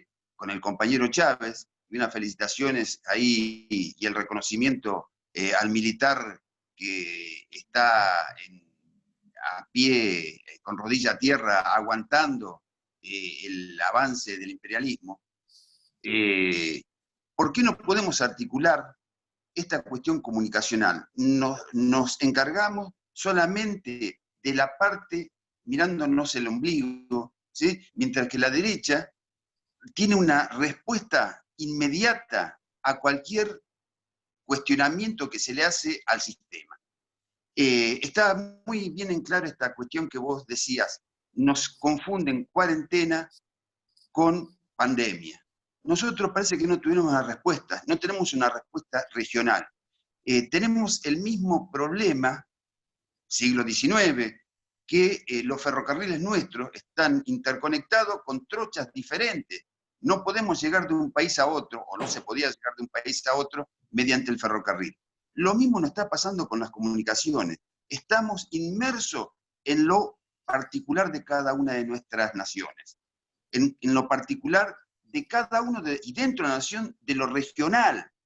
Y no podemos hacer una red, como hace la derecha, que pueda intercomunicarse. O sea, no encontramos el método de hacer una organización, de hacer, compañero venezolano, un abrazo, lo estoy viendo ahí. ¿Cómo podemos articular y vertebrar para poder conectarnos a nivel continental en la base comunicacional, para poder transmitir lo que realmente expresan y sienten todos los compañeros de la patria grande? Esa es la pregunta, Fernando. Método para realizar una base de comunicación para este nuevo siglo XXI. Fernando, la palabra es tuya. Pues qué preguntita. Tan fácil. Una sola cosa. A ver, cuando uno ataca a la derecha, dice el refrán, y vos sabes bien de la Argentina, hay que pegarle al chancho para que el dueño grite, ¿sí? Bien, perfecto. Uno toca Clarín y sale, no sé, el Mercurio de Chile a respondernos. Es lo que nos está faltando. Y ahí es la cuestión. ¿Cómo instrumentamos esto? Sí, yo creo que es un asunto de método. A ver, yo creo que primero es que a veces gastamos demasiada energía en pegarle al chancho, ¿no? Bueno, gastamos demasiada energía en la sola crítica al Clarín, ¿no? Se nos va la fuerza en decir que Clarín es una basura y esto y otro. Y podríamos hacer un inventario, si pudiéramos ver la mafia de Televisa, TV Azteca, el Clarín de Argentina, el Mercurio de Chile, el continente retratado en todos esos medios, tendríamos un plan cóndor mediático, ¿no? Clarísimo, atacándonos a todos para dividirnos, para balcanizarnos, que lo han logrado muy bien, ¿no? Nos han arrebatado las herramientas de comunicación para este fin, que es el que estamos padeciendo, ¿no? Entonces, a veces creo que hay magníficos estudios. Yo conozco un montón de libros, algunos de ellos los tengo aquí, en donde se hace un pormenorizado detalle de cómo se llama el tío, el primo y el abuelito del que es dueño del periódico La Nación de Argentina. y cuánto dinero se ha echado a la bolsa los primos, los tíos y los compadres. Y muy bien, por el observatorio, por el análisis y por el dato. Ahora, ¿cómo construimos la comunicación que hace falta? Que es la otra exigencia de más energía todavía, ¿no? Porque necesitamos, por un lado, deconstruir el modelo hegemónico de comunicación, pero también fracturarlo para de ahí sacar el modelo nuevo, ¿no? Que lo viejo se muera y lo nuevo nazca, ¿no? Para decir un poco como decía Gramsci. Entonces, y ahí es donde hay dos problemas centrales que creo que en la agenda, digamos, deberíamos hacer. Pongo por premisa para ese objetivo la condición de que todo frente de lucha tenga como agenda política este tema, porque no es así. El instituto que yo dirijo de investigación sobre cultura y comunicación, hemos ido recorriendo todos los programas políticos de la región, de la mayoría, no puedo decir todos porque me faltan como 30 todavía, pero de todas las organizaciones políticas registradas como partidos políticos en el continente hemos repasado y no aparece en el programa, en la plataforma, la discusión sobre medios de comunicación. No está. Es increíble. No está. Entonces, un primer esfuerzo político desde la base tiene que ser impulsar que se ponga en la agenda esta discusión, ¿no? Porque si no, no se hace visible nunca. Ni mucho menos se hace visible la necesidad de la unidad y de la lucha simbólica y todo lo que hemos estado diciendo, ¿no? Entonces, esa es una premisa. Convertir esto en un debate político. No digo debate de... Dicen en Argentina, usan un término que es el del rosquerío, ¿no? Para confundir la política con el tráfico de influencias, ¿no? Con el manejo del chisme, la habladuría a espaldas del otro, al que le llaman política algunos, pero no confundirlo y pensar que en el política con mayúscula significa justamente el espacio en el que hay que poner los grandes temas que le importan a los pueblos, ¿no?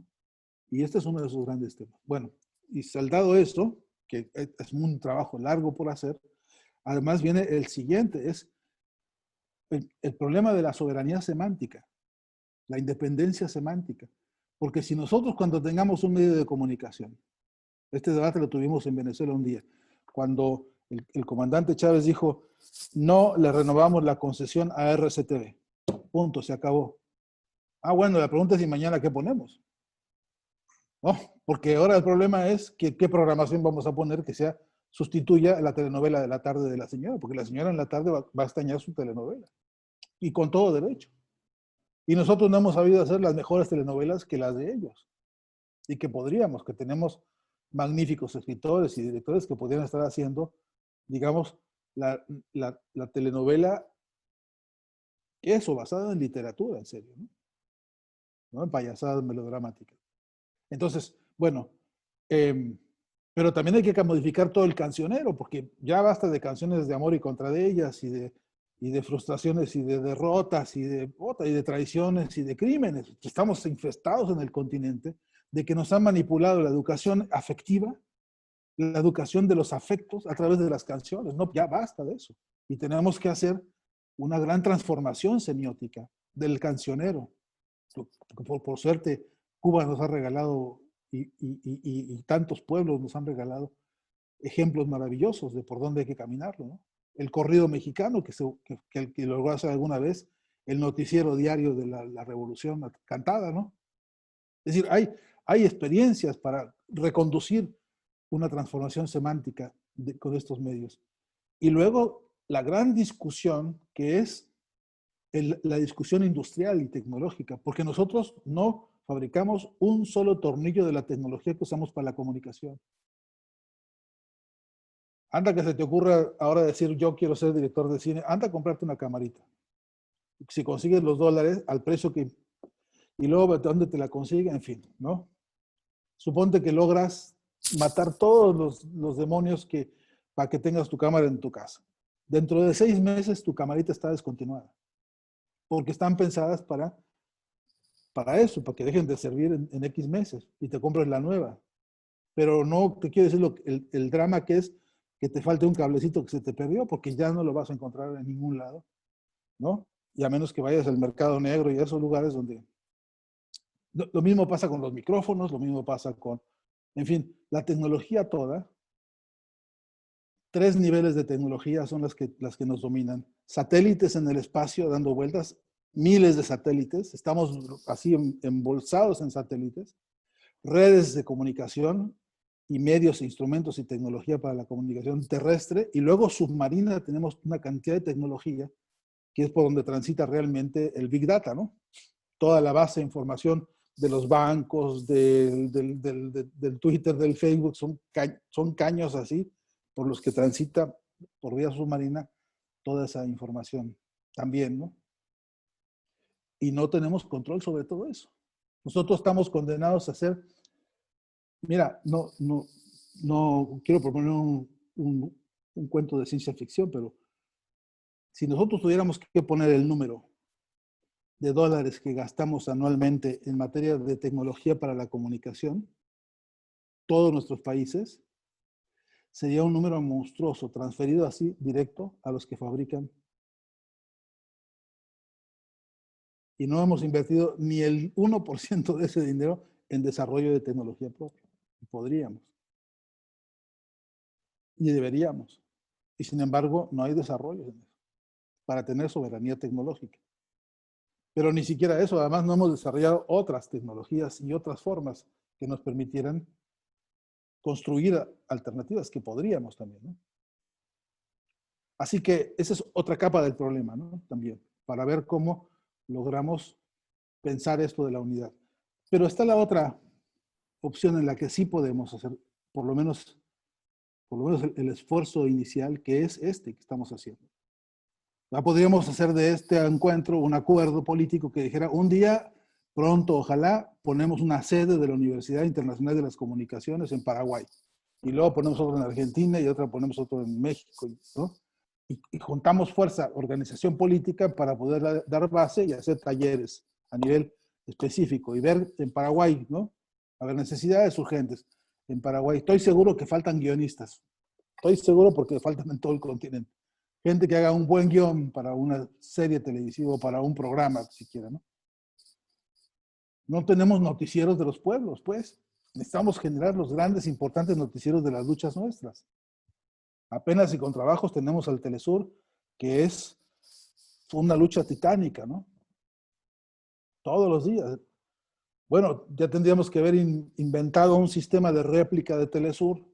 Con unos amigos en México lo hacíamos, nos grabábamos los cassettes y nos íbamos afuera de unas tiendas y poníamos ahí el cassette con una televisión para que se repitiera Telesur horas y mañana veníamos con el otro cassette. Y bueno, pero iniciativas así como sería el Telesur burro, ¿no? Como el Bilbao burro, con Telesur. Así, y hacer un acuerdo político entre todos para decir, vamos a replicar Telesur a todos lados donde se pueda. De las maneras que podamos. No nos alcanzaría. Hay que seguir pensando que se necesitan estrategias más bien locales también y territoriales. ¿Qué necesitamos? ¿No? Una escuela de guionistas. Bueno, hay que hacer un acuerdo con Cuba, hay que hacer un acuerdo con profesores, es decir, pero hay que tomar la decisión política. Porque de lo contrario, seguimos haciendo esto como amateurs, ¿no? Decía Álvaro García Linera, estamos dando una batalla, estamos produciendo con herramientas artesanales una batalla contra grandes industrias de la comunicación, ¿no? Así de asimétrica es la cosa. Entonces, hay que ver cómo vamos profesionalizando y perfeccionando. No quiere decir que no podamos. Es muy posible que con una buena canción se logre una movilización política que no logran muchas estrategias de comunicación, ¿no? Acá en Argentina, hace unos meses, hubo una respuesta muy linda, porque una vez que fue derrotado Macri, alguien inventó una canción que decía, Macri ya fue, y Vidal también, y tú quieres, Larreta también, ¿no? Tuvo un éxito de eso, porque la gente salía a bailarla por las calles, ¿no? Se organizaban encuentros para bailar la canción en algunas calles, una cosa extraordinaria. Pocas veces se ve una cosa así, pero ese ingenio hay que estimularlo, flotarlo, proponerlo. Y además, creo que estando como está la situación, en cualquier cosa que hagamos para desarrollar el músculo comunicacional desde abajo, será un gran avance, no tengo la menor duda. No tengo la menor duda. Al viejo Lenin se le ocurrió a escribir las tesis de abril, ¿no? Que era lo más simple, en un papelito impreso como pudieron, y eso movilizó un proyecto de organización política extraordinaria, ¿no? En su momento, una hojita, ¿no? Así mismo, mi estimado Fernando. Ahora le tenemos a Milay, a la compañera Milay. ¿Está la compañera Milay? Compañera Milay. La compañera Milay. Está luchando contra el micrófono, me parece. Parece que sí.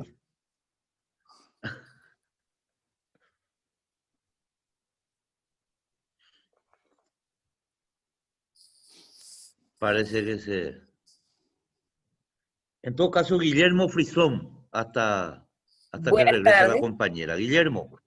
Ah, la compañera, Disculpa, perfecto. buenas tardes, lo que pasa es que no lo había activado. Buenas tardes, bueno, mi nombre es Milay Guanches, darle un saludo a todos los Tranquila. compañeros del latinoamericano, al profesor Fernando Abad, muy amable por la invitación. Bueno, mira, fíjate, todo parte de que la comunicación es tan fundamental que la historia no se puede escribir si no forma ya parte. ¿Por qué? Porque el hecho de que el dominio de la opinión pública es lo que ha hecho que las sociedades se construyan, de que se evolucione a lo largo de todos los siglos, hasta llegar hasta el periodo en donde nosotros estamos. ¿Por qué hace rato uno de los compañeros preguntaba de por qué el sistema que tenemos y estos grupos de poder no nos controlan?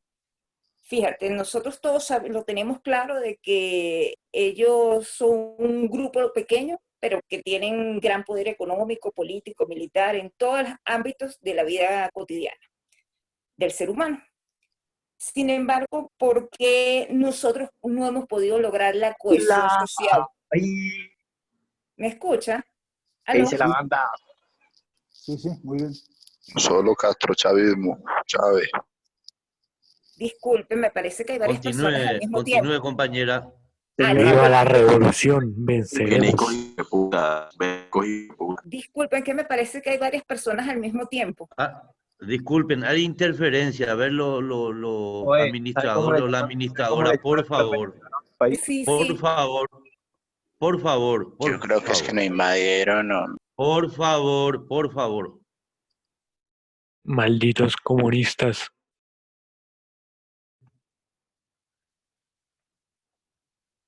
Y acá tenemos parte de la lucha hegemónica, ¿no? Presidente del y tenemos acá vista. Tenemos infiltrados, ¿eh, compañeros? Sí, hasta uribista, quítate esa camisa. genocida, tenemos Este un poco de Cristina, todo acá, ¿no? este que se llama Cristina Genocidas, Rivera. asesinos, quien forma parte de la lucha hegemónica, ¿no? Yo soy Pero es castrochavista. interesante que asesinos y genocidas participen también, ¿no? Es muy interesante, para que escuchen otra voz. Sí. Cállate, Hugo Maricón. Continuamos. Que viva Álvaro Uribe Vélez. Estos son colombianos, así que tengan cuidado. Claro, todos. son genocidas, paramilitares, narcos, asesinos. Hay que tener así que cuidado. hay que preocuparse Su de los mamá, asesinos su mamá. y criminales, narcos, asesinos, Criminales genocidas, ustedes, narcotraficantes.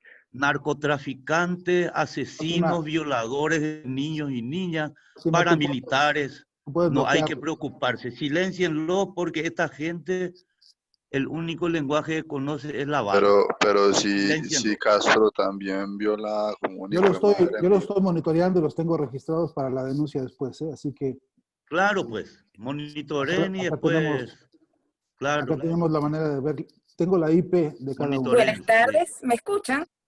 Disculpen, ¿me escuchan o no?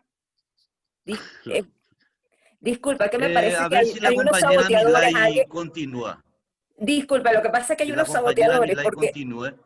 como no, ¿me escucha? ¿Me muy bien. escucha? Milay. Sí, Mire, lo que pasa es que usted desconectó su micrófono y su imagen, ¿eh? Y su cámara también. disculpa, no se escucha. Ahí está. Buenas tardes.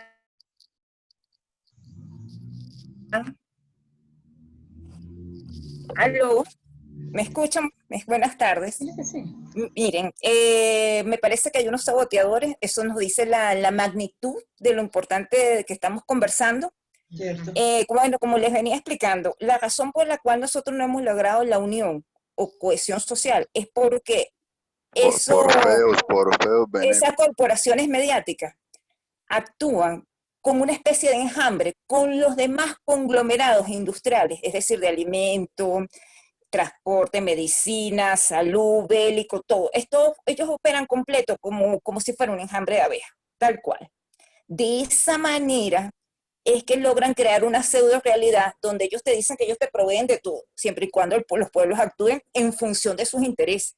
Y sus intereses no son otros más que crecer ellos desde todo punto de vista, de manera irracional, desde todo punto de vista de poder económico, militar, todo, para seguir perpetuando su hegemonía.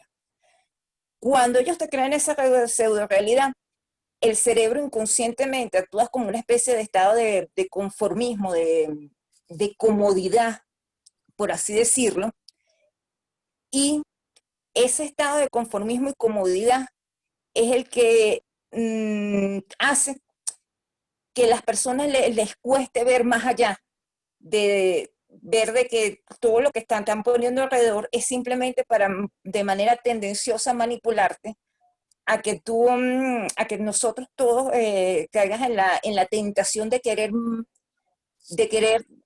tener desmedidamente, generar un consumismo desmedido. Esa es una de las razones por la cual nosotros como pueblos no hemos podido vencer ese aparataje, ese poderoso aparataje industrial que incluye los medios de comunicación, pero también incluye política, militar, financiero, farmacéutico, incluye todo. Tanto es así que a través de estrategias psicológicas de manipulación, todo el que te pone enfrente a un medio de comunicación masivo, internet, televisión, radio, lo que te coloquen, ellos siguen un patrón, un guión, y ese guión es el que hace, en el medio de las conversaciones, como ellos desarrollan su actividad para vendérsela al público. Ese guión, que tiene una gran carga de histrionismo, es con el que convencen a las personas. De esa manera es que manipulan a la opinión pública y es que las conducen a lograr los objetivos que a ellos les interesan. Pero los objetivos que a ellos les interesan no son los objetivos que le interesan a la humanidad en general. Es decir, nuestra relación armónica con el entorno. De hecho, ¿cuál es nuestro mayor reto? Como bien lo decía el compañero que es militar y otro camarada creo que era de Asunción, que el mayor reto que nosotros tenemos es que aprendamos a operar de la misma manera que ellos operan. Es decir, que utilicemos toda la red de comunicación de esa misma manera, como unas abejitas, como una especie de una abejita aquí, una abejita acá. La idea consiste en mostrar nuestra realidad para poder vencer a esa falsedad que te ponen. Y para ello es fundamental que volvamos a nuestras raíces ancestrales, cuando te digo no solo en América, sino en todas las raíces ancestrales en el mundo, porque todos los pueblos en el mundo las tienen, pero a la par el desarrollo tecnológico. Y muy a lo nuestro americano, yo te diría que es la fusión perfecta del reencuentro entre el águila y el cóndor. El águila lo que representa es la parte toda tecnológica y el cóndor representa la sabiduría ancestral de los pueblos.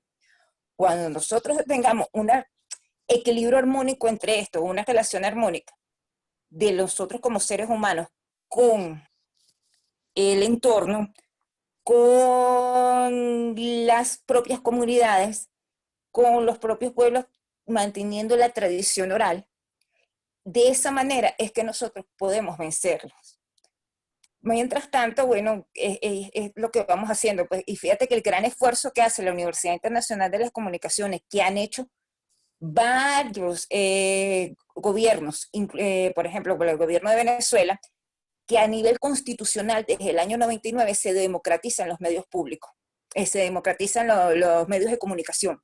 Evidentemente porque el papel del ciudadano es participativo y protagónico. Es decir, nosotros somos los constructores de nuestra realidad, de nuestro sistema, de nuestras leyes, de la manera de sostenernos que nos permita el desarrollo pleno como seres humanos, que nos permita evolucionar como sociedad, que nos permita garantizarle el futuro a toda la próxima generación de venezolanos, bueno, y en este caso, en toda la próxima generación de seres humanos que están por venir.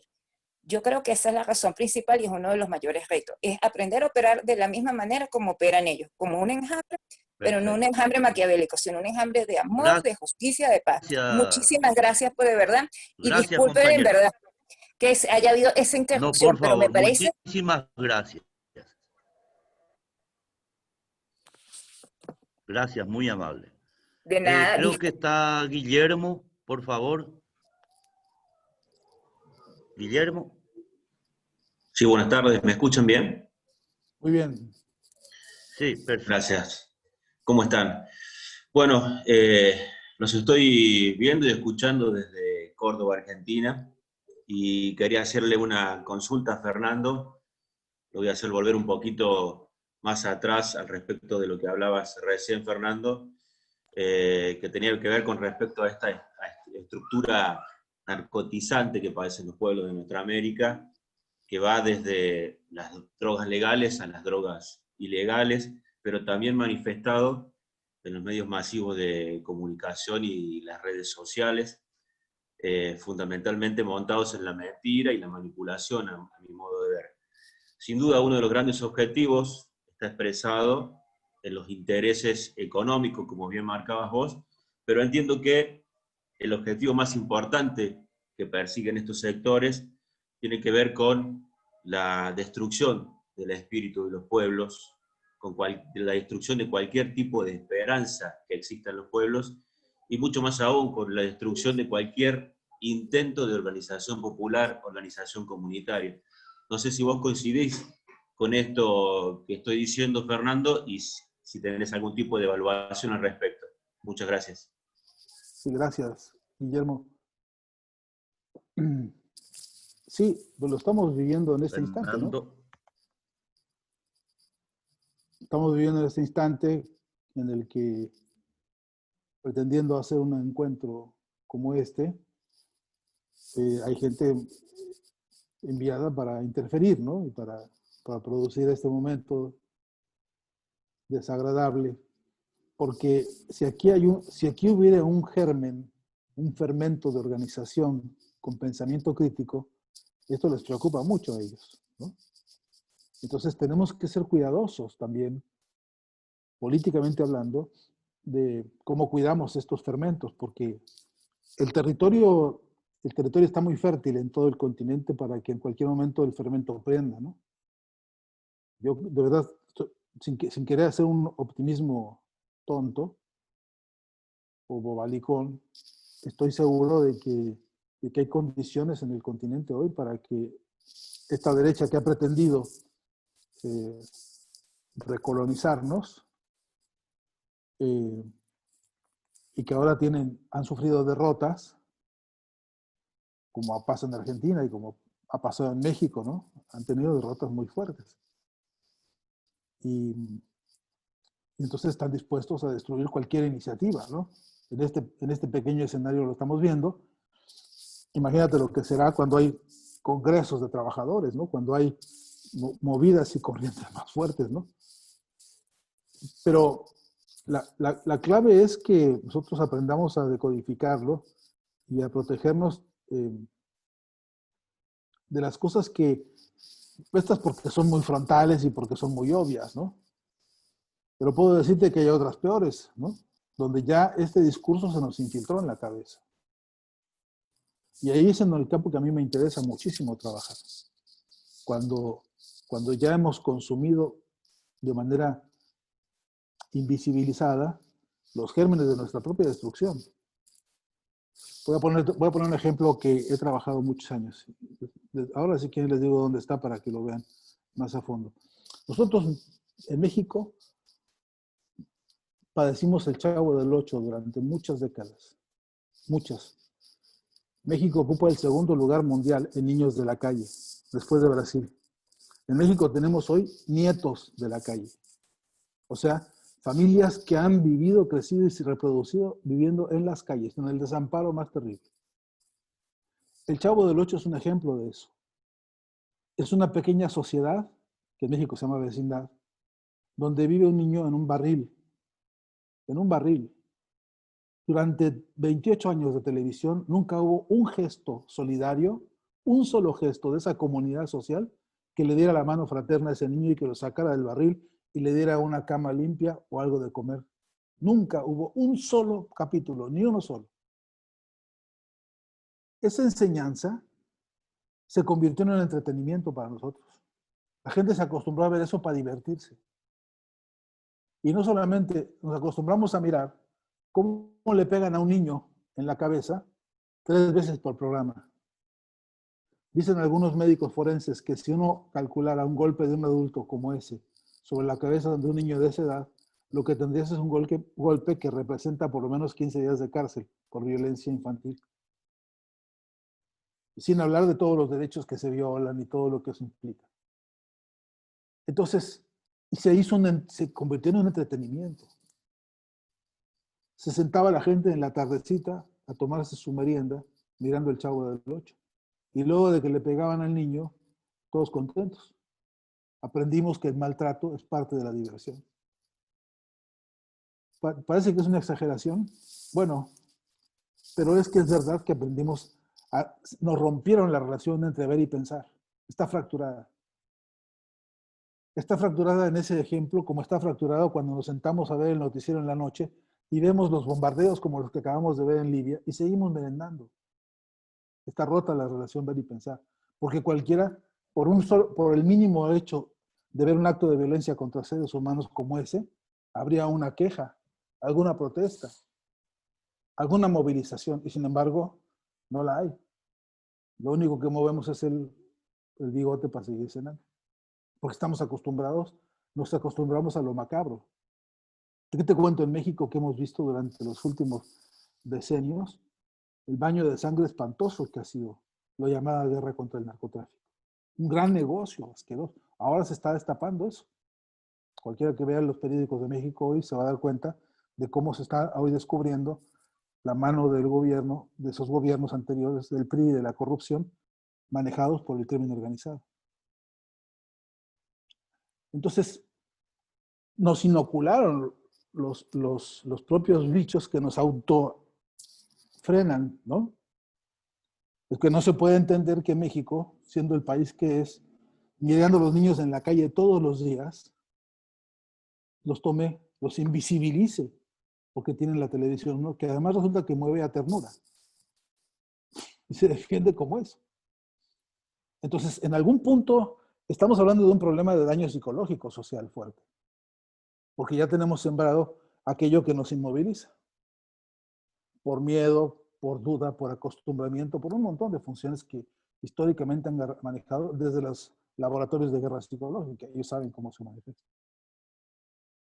Si nosotros tuviéramos fuéramos muy sensibles a esa guerra psicológica, ya hubiéramos apagado la computadora por la infiltración de estas basuras que se metieron, ¿no?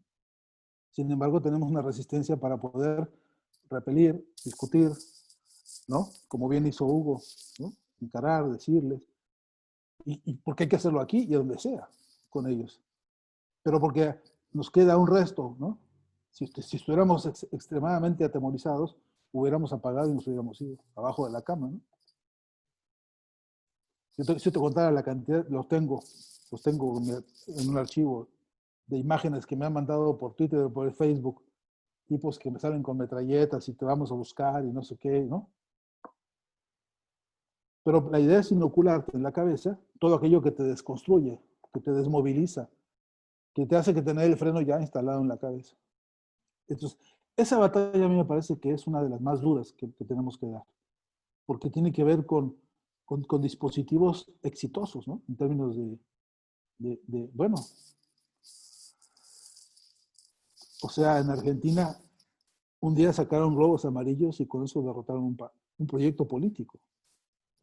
Digo, no quiero hacer una caricatura que reduce a eso, pero en todo caso, desde el punto de vista emblemático, ¿no? Recurrieron a esa clase de cosas que es el absurdo entre los absurdos.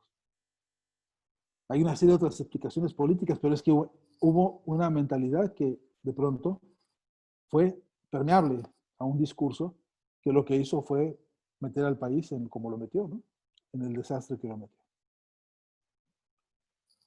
Bueno, a esa clase de batalla, en el campo simbólico, en el campo semiótico, es a la que me refiero, ¿no? Que es la difícil, porque en todo caso la que está más llena de sutilezas, ¿no? Ahí está todo lo que nos enseñaron en valores, por ejemplo, como el de el uso de la mujer en la pantalla como mercancía, ¿no? Todo lo que nos han enseñado o desenseñado en términos de las relaciones humanas, sexuales, laborales, profesionales, académicas, educativas. Ahí están todos los clichés, ¿no? Todos los estereotipos conductuales. Están las modas, están los usos léxicos, está el conjunto de esas cosas que nos impregnan, ¿no? Y que nos han ido destruyendo la capacidad de análisis crítico. Y no es de hoy. En México bueno, cuando yo entré en la primaria, que hace muchos años, pero no tantos, ¿no? Decía, el libro de primaria decía, objetivo general de la educación en México. Lo recuerdo porque tuvimos que aprenderlo de memoria. Decía, ¿no? Decía, estimular el desarrollo de las capacidades críticas. Eso decía, como objetivo supremo de la educación, ¿no? Hasta que aparecieron los estructuralistas y dijeron, no, quítale eso de desarrollo de las capacidades críticas. Y cambiaron por desarrollo de las capacidades adaptativas. Entonces resulta que la inteligencia no era desarrollar críticas, sino la capacidad de adaptación. Una emboscada ideológica a la que se sometió todo el proyecto educativo, ¿no? Y después, bueno, atrás de eso, todo el aparato del positivismo, del funcionalismo, de convertir la propia cátedra. Bueno, llegamos al punto, hoy estamos en ese debate todavía. En México no se van a autorizar las clases hasta el próximo año. Entonces, lo que están haciendo ahora es habilitar todos los canales de televisión, de Televisa y de todos, para que haya educación por televisión, ¿no? Radio, televisión, todos los medios audiovisuales van a servir al proyecto de acompañar a la escuela o la escuela por televisión, ¿no? A un funcionario se le ocurrió la brillante idea de que como el profesor no tiene experiencia para manejar la televisión, hay que meterle actores o farándula para que lo acompañe en la clase, porque ese es el que sí sabe cómo hacer más divertida la clase. Entonces, una lógica de la farandulización de la pedagogía, ¿no? Pero ya ese debate ya lo abrimos y estamos discutiendo hoy en México contra el ministro y contra todo el mundo sobre esto, porque parecería que todo el mundo dijo así como si fuera un valor entendido. Ah, sí, qué buena idea. Que los mismos que han sido los destructores del proyecto educativo en la televisión, ahora resulta que son los que saben cómo hacer para que funcione mejor el mensaje educativo, ¿no? Estas discusiones que están sembradas en el profundo de las cabezas tenemos que darlas, ¿no? Tenemos una agenda completa para esos temas que desarrollar y que ejecutar. Entonces, no sé si estoy contestando la pregunta, Guillermo, pero estoy profundizando sobre ese campo de lucha que es tan especialmente complejo, que es el de el entrar con dispositivos metodológicos a deconstruir el aparato de la ideología de la clase dominante en la cabeza de cada uno. Muchísimas gracias, Fernando. Estamos llegando al límite de nuestro tiempo y una pregunta así directa, sin movimiento de Zenón, ¿no? Que conoce mejor que yo. Si lo normal ha fracasado, como usted lo dice, ¿se abren vías de transformación social a partir de la interpelación de la dirección revolucionaria? Como también usted lo afirma. Esa es mi pregunta de despedida, mi estimado Fernando. Sí, yo creo que la dirección... Si lo normal fracasó, lo anormal se impone. Sí. Y se entiende perfectamente qué significa lo anormal, sí, en esta situación crítica. A condición de que a esa anormalidad le demos un sentido más profundo. Y eso tiene que ver con cómo vamos a construir ese cambio de paradigmas. Pero me quiero detener un segundo ahí, si me permite. Si de verdad estamos cambiando paradigmas. si tenemos conciencia clara de que estamos de verdad cambiando paradigmas o nomás le estamos dando más o menos una maquillada de la cosa, ¿no? Porque la gran discusión es esa. Esa nueva normalidad de la que tanto se habla tiene que ser transformación de paradigmas en serio, ¿no? A fondo. Y ahí hay que preguntarse si vamos a tener consensos para eso, ¿no? De lo general a lo particular, de lo más simple a lo más complejo, etcétera, pero si vamos a lograr nosotros establecer condiciones para esta ruptura con la llamada normalidad. Yo creo que en ese sentido, tanto los referentes, los líderes de la revolucionarios, entre comillas, y la izquierda, en este momento tiene que amacarse, apresurarse a estar a la altura de los pueblos. Yo creo que un sector grande de las izquierdas se ha quedado un poco esclerótica, un poco fría, y no está acompañando como se debería la movilización popular, ¿no? En México nos está pasando eso, lo digo porque lo tenemos a flor de piel.